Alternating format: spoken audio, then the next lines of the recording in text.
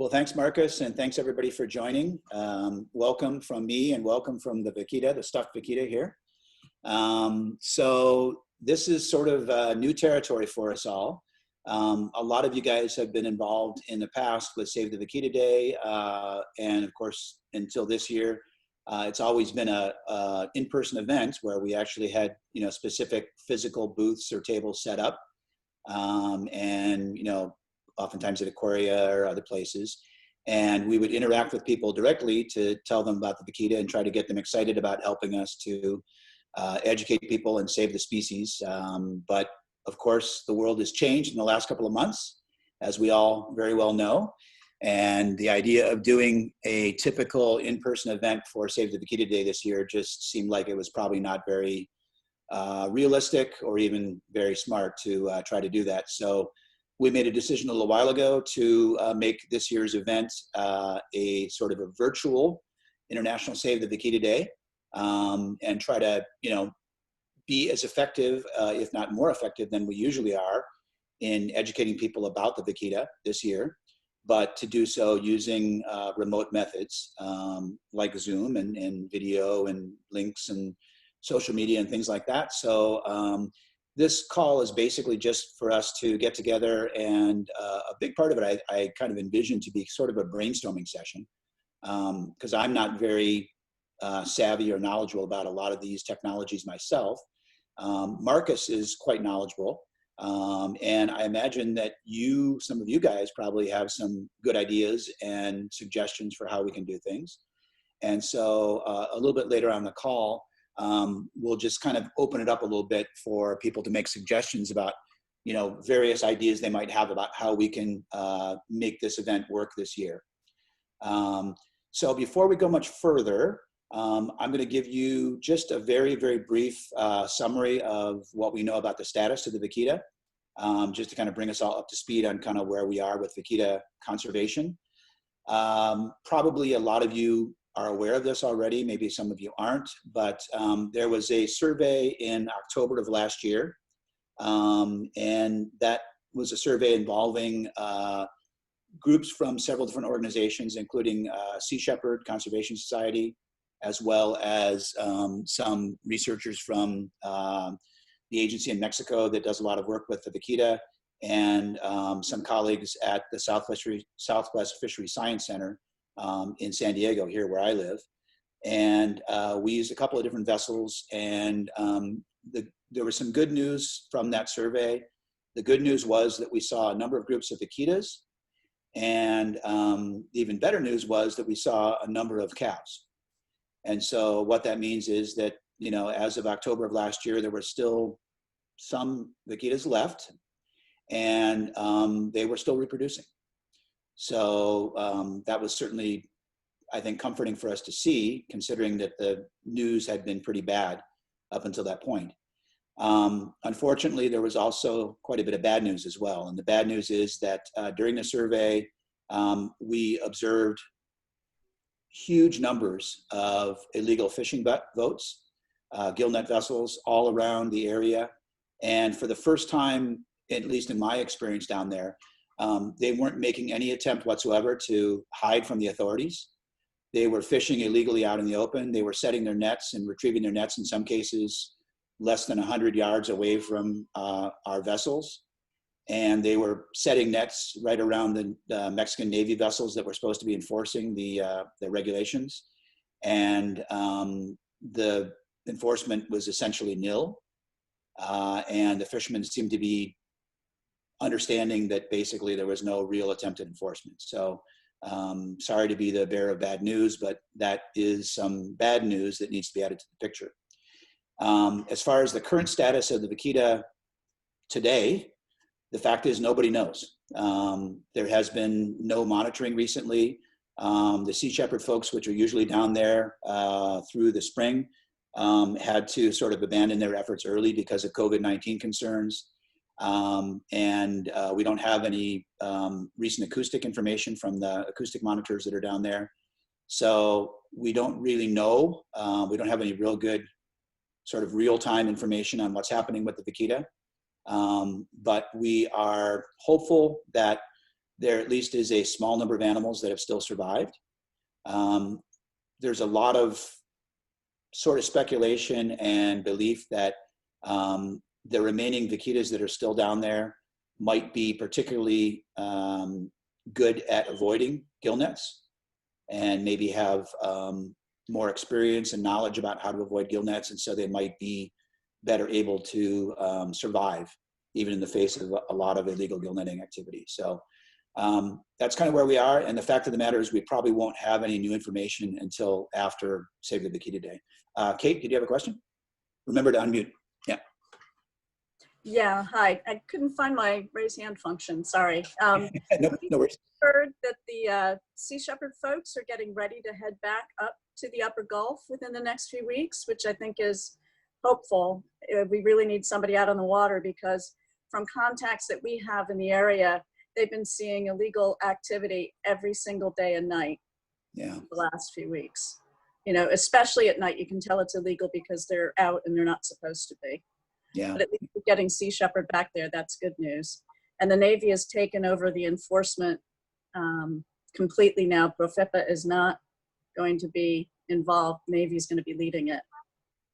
So. Okay. So that's some good news that Sea Shepherd are going to be back in the area in a little while.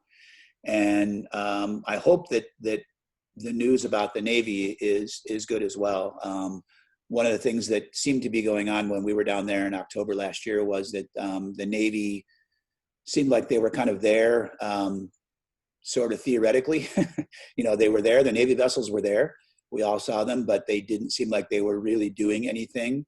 And I don't know if that was just because there had been an order from above that, you know, not to intervene, or whether or not they just felt overwhelmed with all the illegal gill netting that was going on out there. But for whatever reason, they didn't seem to be doing much at the time. So let's all keep our fingers crossed that, you know, things will improve in terms of enforcement in the next couple of months, because it's badly needed. So anyways, that's where we are with the vaquita situation. So this year, we have our Save the Vaquita Day on July 18th, which is just about a month from now. And I was just talking with Marcus before you guys all joined the call about how we expect or plan to do things this year. And we kind of threw out a couple of ideas. One idea was to basically just sort of allow, kind of like we've done similar to previous years, to allow each coordinator to sort of plan their own activities on their own, and that we would just kind of provide resources. We would provide, you know, online resources and, you know, PDFs of information and things like that, fact sheets, that kind of thing. So that's one way that we could do it. That would give people more flexibility to kind of customize each venue in a way that they felt was appropriate.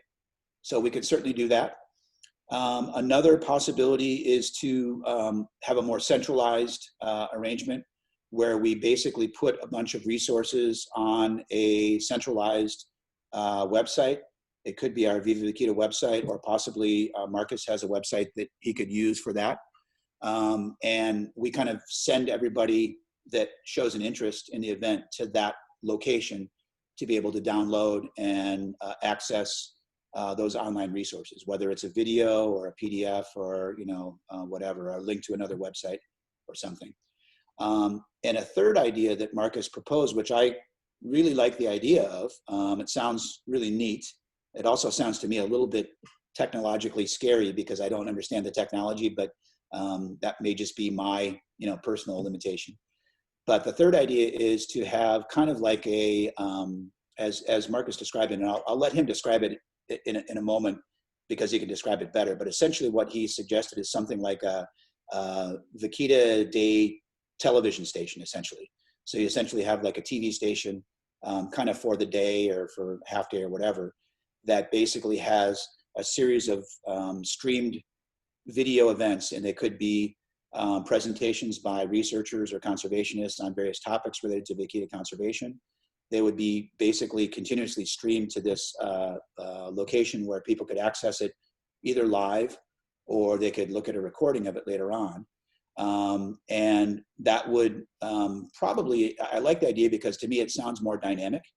You know, obviously we're not going to have the real, you know, personal interaction of people talking to each other in person this year, but that would be something that to me sounds like a little bit closer to what we usually do at our normal events. And so I kind of like that idea.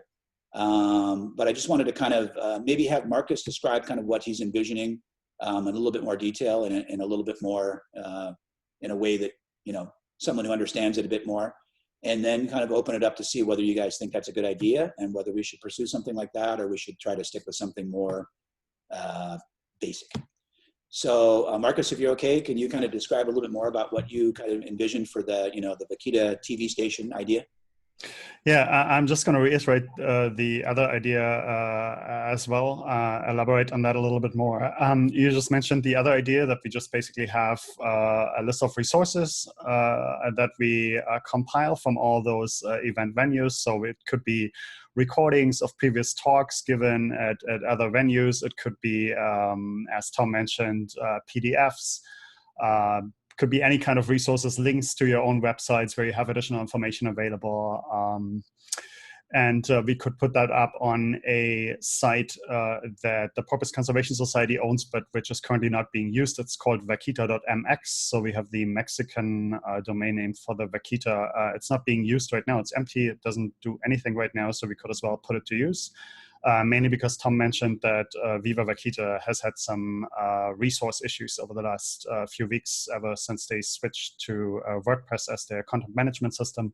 So we would kind of avoid that by setting up a separate website. We could put up all our logos there of all the participating organizations, have all the resources there specifically for International Save the Vaquita Day. Basically give International Save the Vaquita Day its own website.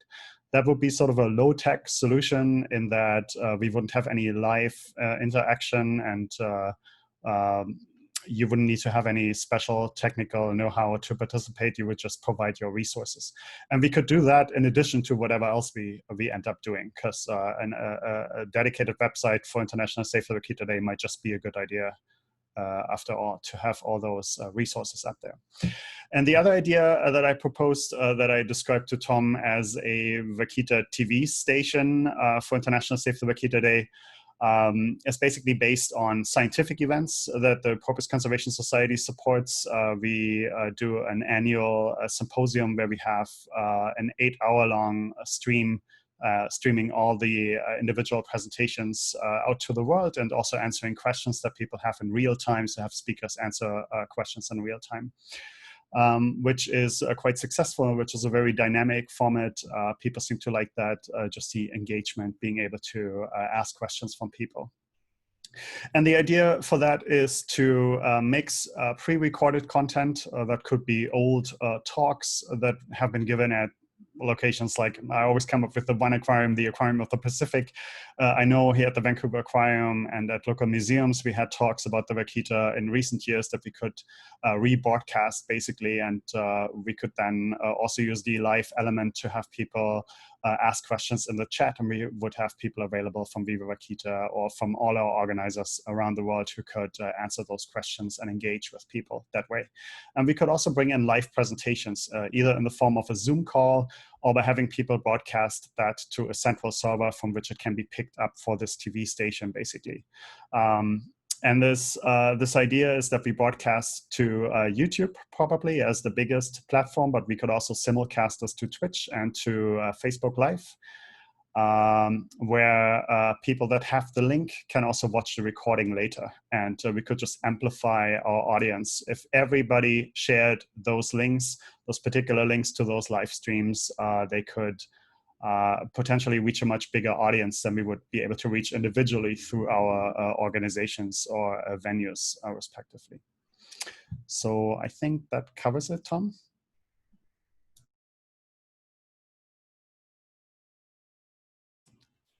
Hey, Tom, Okay. are you still with us? Yep. Sorry, it just took me a while to find the button to unmute. Yeah, okay, so thanks, Marcus. I appreciate that. At this point, I just wanted to kind of open it up to all of you folks and just see what you think of those ideas, in particular, the Vaquita TV station idea. and see if you think that's a good idea. And if so, if you have, any ideas for things that you might want to share or that you know of that might be appropriate to include in that. Any thoughts? Just go ahead and unmute yourself and speak if you've got something to say. The Vaquita TV idea, I think, is really good because we can get, we can ask other people like Brooke Besessin or Julius Chutney to, if he could do a drawing, how to draw Vaquita, and Brooke could talk about her book. Okay. Yeah, thanks, Noemi. That's great. I agree with you. I think that sounds like a really great idea. And I'm sure that Brooke, if she's available that day, which I hope she is, I'm sure that she'd be more than willing to, provide a talk and answer questions. And even if she's not available that day, she probably could do something for us as a recording, and then we could put it on there as well. Yeah. So Kate, I think you have something to say. Yeah, no, I think that's an excellent idea. I agree. Having Brooke do some kind of presentation would be spectacular. Do you think maybe Lorenzo would be able to either pre-record or come in live for the day? Yeah, I was thinking the same thing. I was thinking Lorenzo would be good. Barb Taylor would be good. There's a few people, kind of from the more science side of things that would be really good to do presentations about kind of the science of what's been going on with the Vaquita situation. And then, we can also have some folks kind of more on the conservation NGO side. Some folks, Kate, if you're willing to do something, maybe someone like Zach Smith from NRDC or someone to kind of talk about some of the legal sort of legislative angles on working on trying to get Vaquita conservation measures in place. So yeah, we could have a variety of different topics on, various aspects of Vaquita biology and conservation that would really, kind of provide a good picture of kind of what's going on as far as the whole situation. Yeah, Dareth? Was that lecture taped with Dr. Barbara Taylor when Paul Watson was down at the San Diego chapter of ACS a few years ago, and she was giving an update of what the capture and the facilities and the tiers, and I was a blithering mess, but was that taped by the San Diego chapter? That's a good question. I'm not sure about that, but I can check with Jane, ACS San Diego president, and see whether or not that was taped. If it was, that would be really good to have on there. Even some of the biological information might be a little bit out of date, but yeah, it'd be really good to have that on there if we can get it, and if it was taped. Yeah. If that one wasn't taped, I think that her talk from last year at the ACS LA chapter was taped. Okay. I feel like I've seen that circulating online before, so we might be able to get that instead if we need to. That's great. That's great.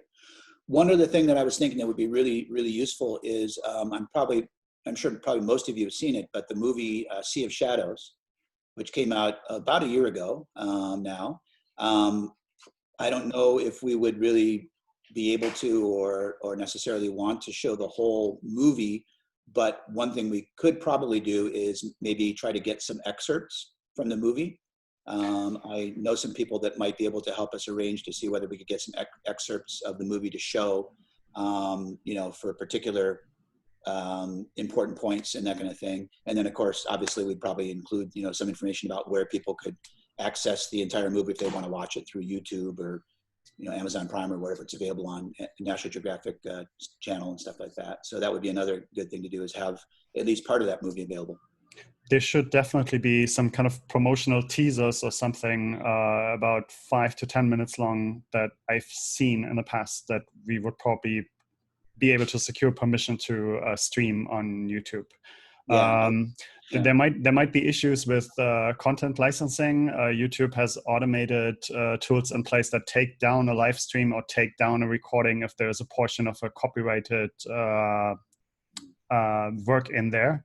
So if there's if they have this going on, because it's via National Geographic, if they have this kind of arrangement with YouTube, this might actually get us in trouble and get our stream taken down as we are still live. And might also get the recording taken down. So we would have to ensure with them that they're okay, that they know that we're broadcasting this on YouTube, and that they and on Facebook Live and on Twitch, and whether they're okay with that, and yeah, that we can sort of get a probably written agreement in place that we can prove to Google and YouTube that we have permission to air this. Yeah, yeah, okay. One alternative to that, because I really like the idea of the sort of Vikita TV all day long. Some, movies and groups that I follow will do kind of like a watch party together. So if you wanted to sort of cap the end of the day by everyone sort of starting their movie at the same time, like if it's like 7 p.m., we're going to do a live tweet of Sea of Shadows or something, follow along, ask questions if you want to. That's always an option as well if everyone just wants to watch on their own, as opposed to having those worries about licensing. Right. So Yeah, I'm not I a like huge that Twitter idea. person, but I think that's something that people do. Okay. Yeah. Yeah, that's also quite engaging. A live video and those watch parties, which are also sort of a live thing, they have the most engagement on the Facebook platform. So that would definitely be a cool idea.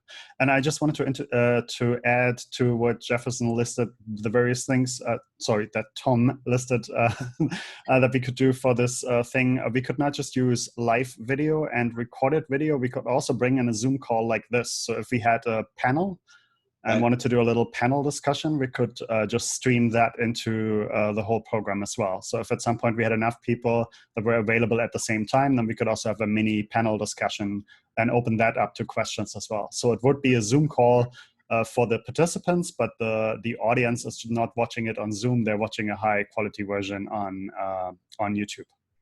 And the questions that would come in, would the audience members type them in as a text question that somebody like a coordinator would sort of field and ask to the verbally to the group or something like that? Yes, okay. They would use the native chat functions of the 3 platforms that we stream to. We would stream to YouTube, we would stream to Facebook, and we would stream to Twitch, and they all have chat functions, and they all have the ability to ask questions there.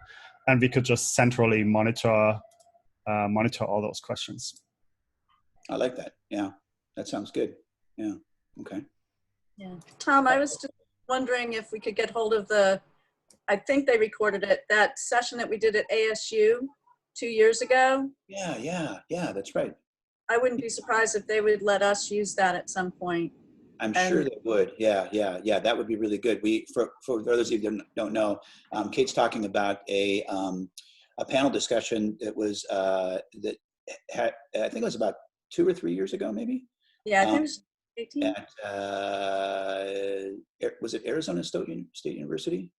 I think Arizona State University. Yeah. And myself and Bernd Wursig and Sean Bogle, one of the filmmakers that has worked on Sea of Shadows, and several other people were there from different sort of aspects of Vikita conservation. And then, it was a in-person event with an audience, actual audience there of, maybe 80 or 100 people. And then people in the audience were able to ask questions. And then, the panel members answered those questions. And I'm quite sure they did tape that. So that would be really good to have that on there as well. I'm quite sure we could get permission to use that. Yeah, good idea. Yeah, I'm going to have to pop off in just a second. I apologize again. But I liked Naomi's idea about like a little drawing session, but like how to draw a Vikita, and maybe just having a section of content earlier in the day that's like kids content. I know we have those coloring books the last few years, even if, we're sharing those on the website and, we direct people to those during the drawing session. I think that would be really fun. Something kid oriented would be good. I think lots of people are struggling with homeschooling and all of that, and obviously summer. I think it'd be cool. That's a great idea. Maybe we can do it where part of the day is specifically kind of kids oriented content, activities and that kind of thing for kids, and then the other part of the day could be more kind of more for the adults and that kind of thing. Yeah, that's a great idea. I like that a lot. Thanks. I think Noemi mentioned Julius earlier. Are we talking about the same Julius? Julius, the scientific illustrator from Vancouver? Yeah. Yes. He's been doing shark drawing sharks for shark conservation, but he has paintings of Akita, and I'm sure he'd do something. I can contact him. I'm friends with Julius, and he's here in Vancouver. So and I know he's interested in being part of International Save the Vaquita Day. He's been here for the Porpoise Conservation Society and has done live painting last year actually. And I could actually bring him into my apartment as our studio setup because I can turn my living room into a studio, and then we can just do this. So he loves doing this kind of thing, and I'm almost certain he would say yes. He would drop everything else for it. That sounds awesome. I love it. It might be fun to get Barb Taylor to do some of her drawing as well. She's really gifted. Yeah, no, that's a good idea as well, because yeah, she besides being, of course, one of the scientists involved in doing a lot of the science, she can actually talk about the art that she produces, which is really neat. Yeah, that perspective of someone who does art and science together. You don't get that very often. Okay. Hi, this is Susan from the Animal Welfare Institute. I just wanted to throw out that we have a graphic designer who and she's done some of the Vaquita t-shirt designs that we've used in the past in the Washington, D.C. event. And we can do posts. I mean, whatever sort of graphic design you might need, please let us know. And then we also have a modest constituent base that we're happy to send out alerts to in terms of, trying to spread awareness about the event. Okay. Sounds great. I think it would be really neat to have the TV program of what the day was like, so that if you do cater to children earlier in the morning, and maybe even, Cheryl Birdsong with her Vaquita song that she did, have everybody do the sing along with the words, have a drawing of a Vaquita, have resources where there are all the links to things that people could download and print out and do along with, and probably have the heavy stuff in the morning, and then later in the afternoon, if during the day people are out and about, and leaving their homes. I'm not sure, but like a lot of pre-recorded stuff, so that people could catch in and see what they want to see, like, oh, this lecture's at this time, just kind of like an in-person conference, where you plan your day accordingly. So that would be really great.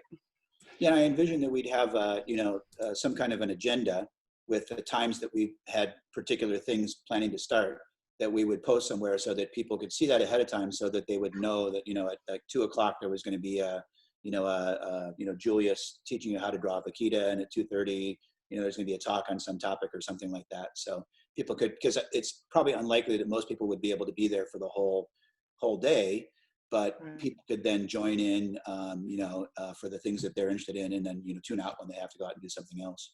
So I like that.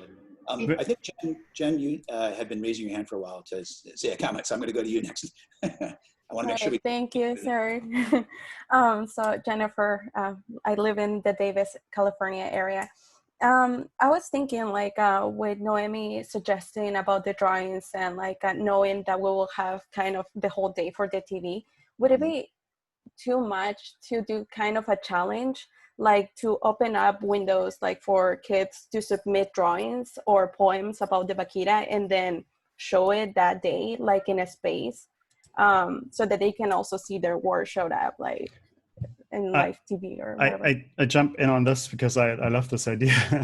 It also combines with something we just heard, the suggestion that we have an agenda. I mentioned earlier to Tom that when we do this scientific event, which is also an 8-hour live stream, of course, people are tuning in and out all throughout the day. Sometimes people tune in the morning for an hour, and then they switch off and tune in again in the afternoon.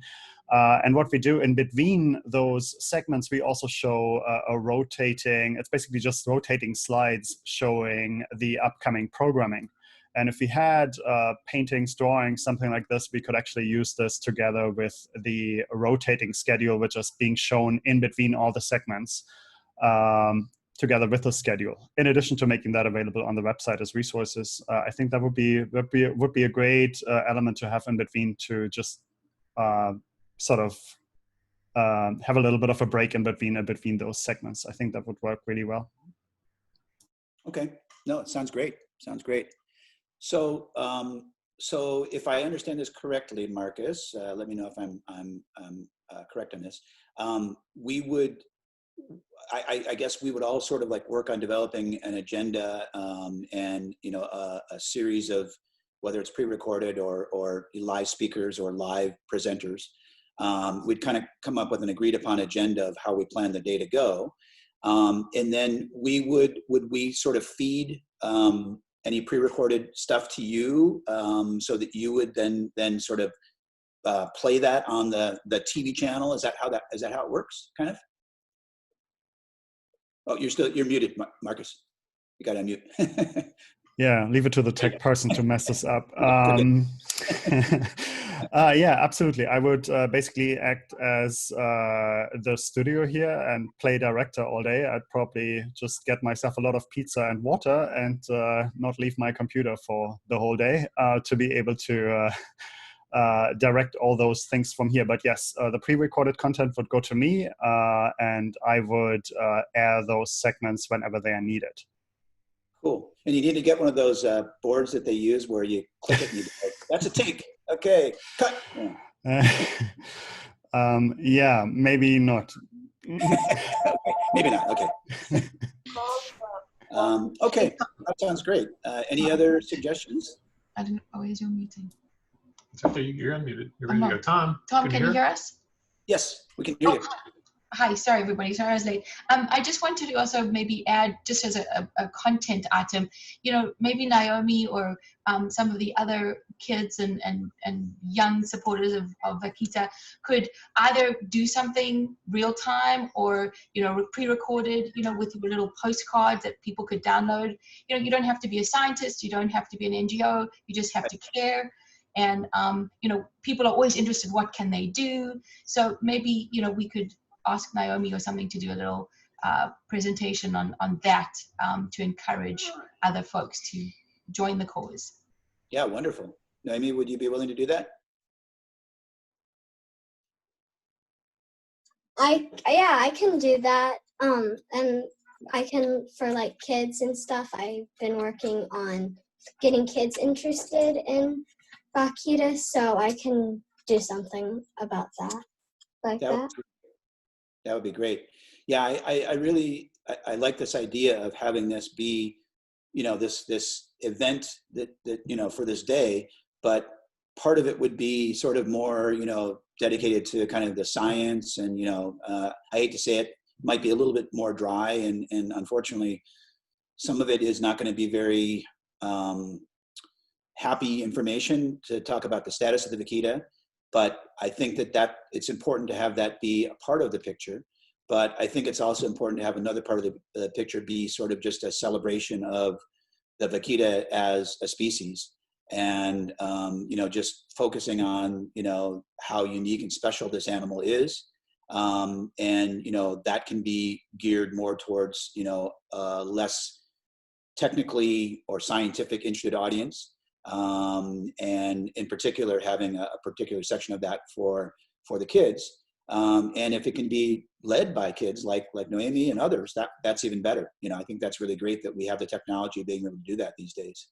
So I think those are all really, really excellent ideas. And the general idea of having just shorter, smaller presentations in there, just little pieces of video, I think that's not wrong at all. We could definitely use that. So we can use an hour-long presentation, but we could also use a 5-minute segment from somebody who just has an interesting idea, just wants to comment on something. I think that also works. Yeah, having a lot of variety in there, I think will be good. Yeah. Yeah, Dareth? I'm sure you have access to all the people on that have volunteered their time with Sea Shepherd to maybe have like little 5-minute interviews of what it was like and what they've seen and all of that. That would be powerful. Okay, sounds good. Yeah. And Desiree, you had your hand up.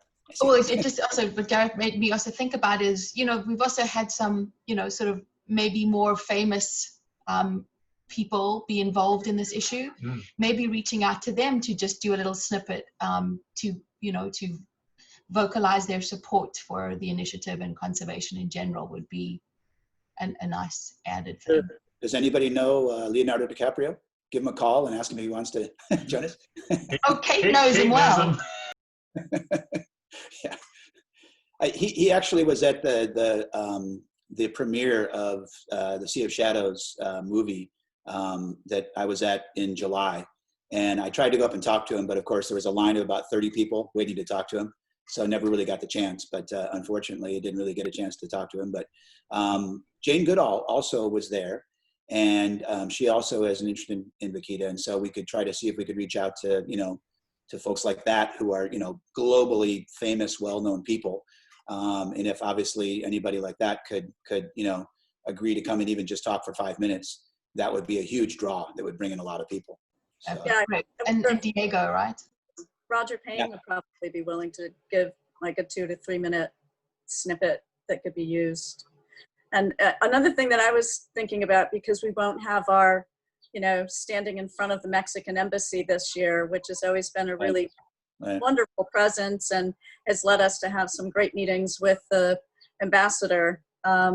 I'm wondering if there's some way to create like a virtual postcard that the kids design that they could then say, just a simple message, save the vaquita, last chance, save the vaquita. And have them, people that are chiming in, watching the proceedings throughout the day, hit a button and send it to the Mexican embassy so that they know that we're still concerned about the issue. Yeah. And we could make this some sort of a virtual postcard that they can fill out on the website, and we can actually use that content on screen as well. So we can show like some selected, we can moderate this, just look at some selected ones and show them on screen as well.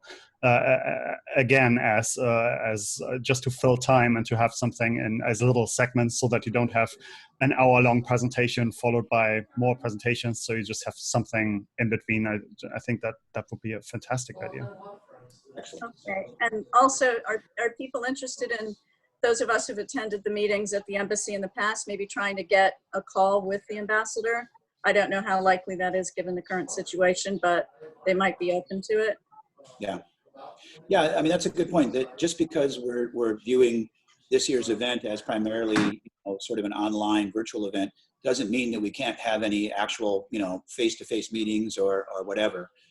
It's just not going to be the focus of what we're going to do this year. But yeah, if you guys can still do, an actual, in-person meeting with the ambassador, that could go a long ways toward, getting some increased action from Mexico and enforcing the regulations and stuff. So yeah, those are important.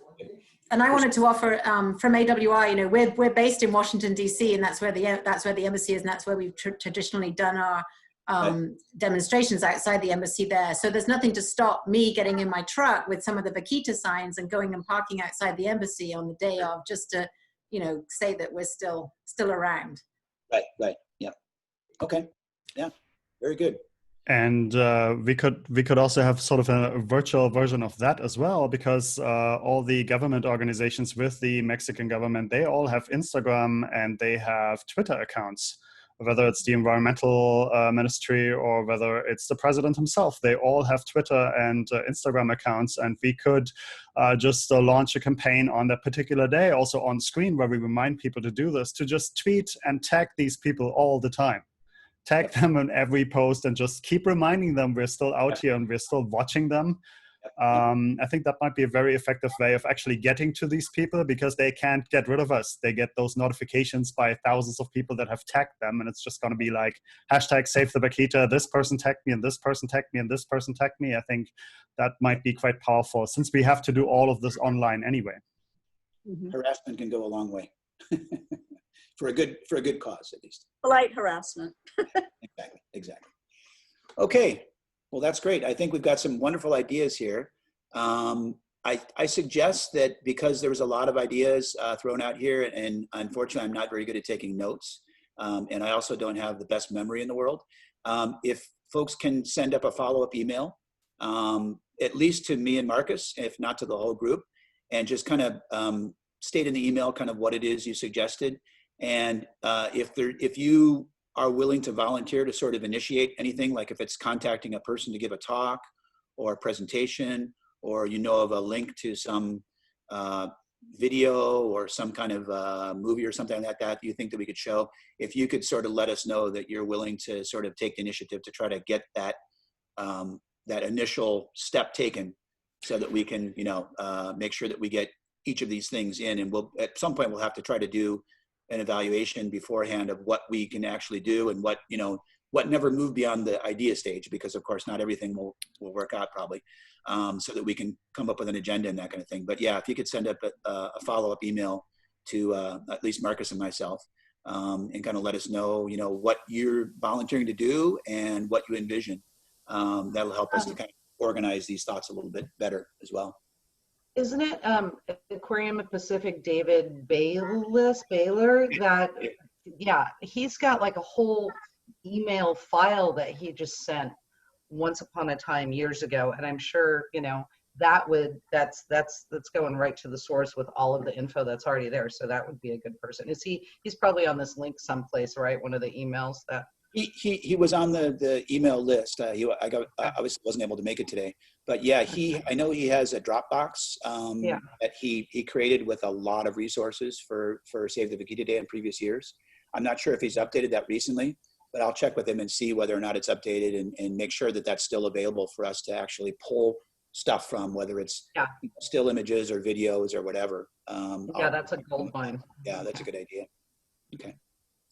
And one other thing, we should probably wrap up pretty soon, but one other thing before we go, I wanted to mention that Parvin and Paul Jensen have arranged to have International Save the Vaquita Day masks made. So that's going to be obviously a new thing for us this year. We've never had before, never had a need for before, but it has our 2020 Save the Vaquita Day graphic, and it's printed on the front of the mask, and they're getting those made up right now. And so maybe I could just ask either Parvin or Paul to give us a quick description of kind of where things are with that and how people can arrange to get some masks if they want to get masks for their group or themselves. Hi everyone, this is Parvin Jensen. My son is also on. This was his idea, and so basically I have one. I just show this, and this is how the face mask is, and we send some supplies to Thomas. He should be receiving them very soon. They're really cute. We already sold 20. We should have just gotten a lot more, but we didn't want to have a conflict with the t-shirt drive that's going on. So my son says that he's planning to just have this on for a week of especially getting very close to the drive, to be having some kind of awareness about the whole day, because the day of the drive is printed on the mask. And we're still, this is my first year being a president of Moscova, and my son also, so we were just taking in a lot of information. Everything is wonderful. We have some other ideas. He has some ideas. He's kind of shy and quiet, but we will be working on a lot of things for Vaquita. And this is basically his first idea of, hopefully, it's really cute. You'll see, you probably receive yours pretty soon, and they can, that definitely is going to make people curious when they see that on these masks. So we'll see, we'll take it from there. And we have some little local things to do. We contacted the Aquarium of Pacific in Long Beach, and they said they're just closed. They're not going to have anything. But based on what we heard from you guys, my son's going to contact them and say, you need to become more available. They do have a mailing list, so they could send something from, the network and the Marcus links and everything. And at least they can be a little proactive in that sense to help with, the awareness of what's happening to vaquitas. Okay. You could always, my name it's just darethmorrissey@gmail.com, and I'm the president of the Orange County chapter. And so we could have that blast out after the shirt sales. I already posted the shirt sales, but send that directly to me, and I'd be happy to have that forwarded to our whole mailing list on our constant contact. Okay. Thank you. You're welcome. I'm planning on wearing my Save the Vaquita Day mask as soon as I get them, which hopefully will be any day. every time I go out, all the way up through, you know, Save the Vaquita Day. So, you know, my hope is that as I walk into some place and somebody sees the mask, they're going to go, "What's Save the Vaquita Day?" And then, of course, I will bore them for an hour or two about, you know, more than I wanted to know. But anyways, it's a good conversation starter. So anyways, if you want to get some masks, I'll just suggest that you contact Parvin and Paul, and you guys can arrange directly. But they do look really nice. And I think they'll be a really good way of helping us get the word out to people. Yours is in the mail. We shipped them yesterday. Perfect. Perfect. Thank Excellent. you. Okay. Well, if there's anything else that anybody has. Yes, I would like to add two things. One idea that I just thought of, we already talked about letting various people do small presentations, small bits and pieces. We talked about having this e-card campaign that we can use for the live stream as well.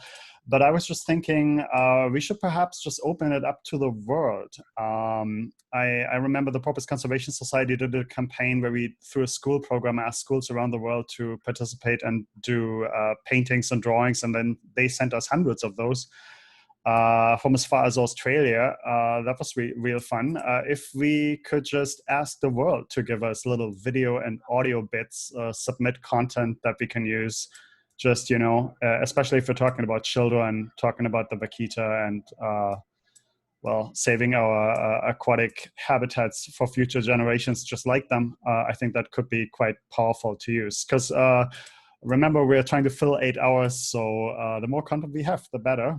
And the only other idea I wanted to mention is, instead of using email lists to communicate between each other, and I'm just talking about the coordinators for the event and the people that are contributing content, perhaps we should create a closed Facebook group for this purpose, because content really quickly gets lost when we have an email thread with 50 people replying to all.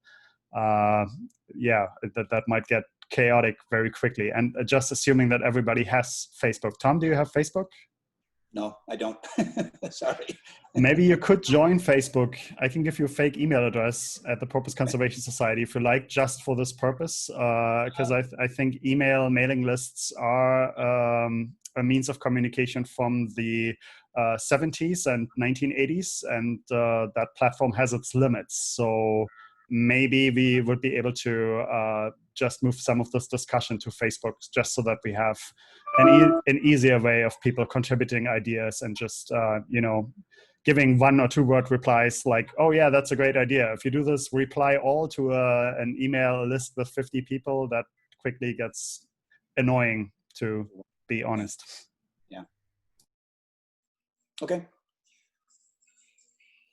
All right. Well, thank you all for joining. I really appreciate it. This has been really productive, I think.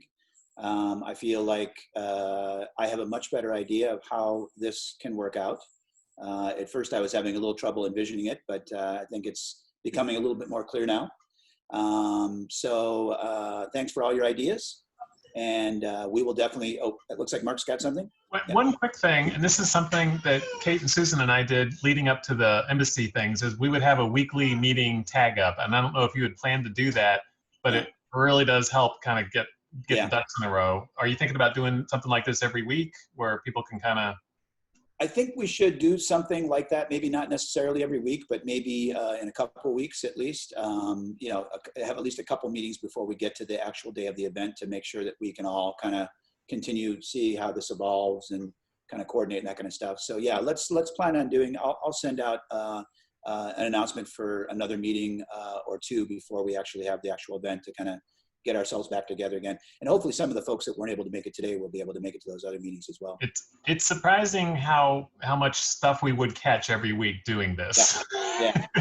And Kate's knocking down her head, yes, and so is Susan. Doing it every week, especially if you're going to do this next month, is probably not too often. I think that might be a good pace. Just a suggestion. Okay. All right. No, sounds good. Good suggestion. I agree. Okay. All right, guys. Well, thanks again for coming.